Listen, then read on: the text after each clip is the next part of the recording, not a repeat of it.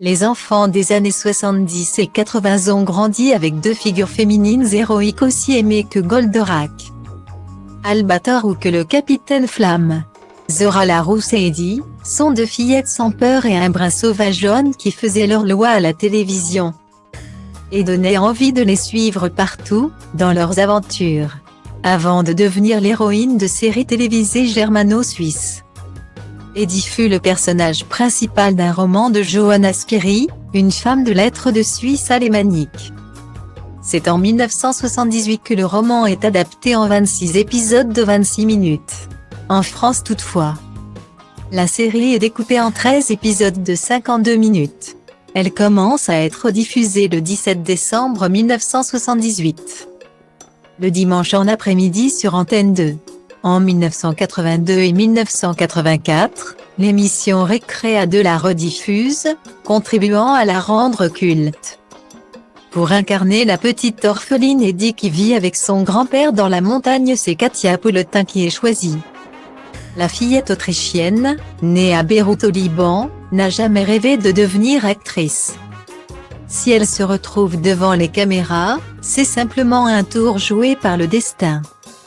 Alors que la guerre fait rage au Liban où sa famille est installée et où son père travaille pour l'ONU, il est décidé de regagner Vienne. La grande-tante de Katia Pouletin répond à une petite annonce trouvée dans un magazine de télévision, convaincue que la fillette de 10 ans est faite pour incarner Eddie. Lorsque cette dernière se présente à l'audition, elle est choisie parmi près de 650 fillettes. Malgré ce succès, Katia Pouletin ne continuera pas sa carrière dans le cinéma.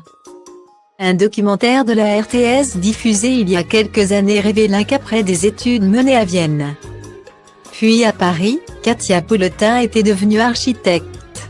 Selon les dernières informations dévoilées en 2019 par la RTS, l'ex-Eddie vivrait aujourd'hui à Lech dans les Alpes autrichiennes avec son mari Jérôme Schneider.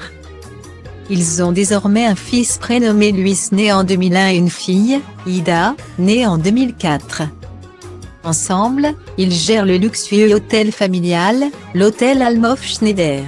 Dans le documentaire, Katia Pouletin reconnaît avoir eu du mal à gérer la notoriété apportée par la série. Quand j'étais petite, j'ai assez souffert qu'à chaque fois on me reconnaissait alors que je voulais un peu me distancer de cette histoire. Et maintenant je suis flattée si on me dit « Ah mais je vous reconnais ».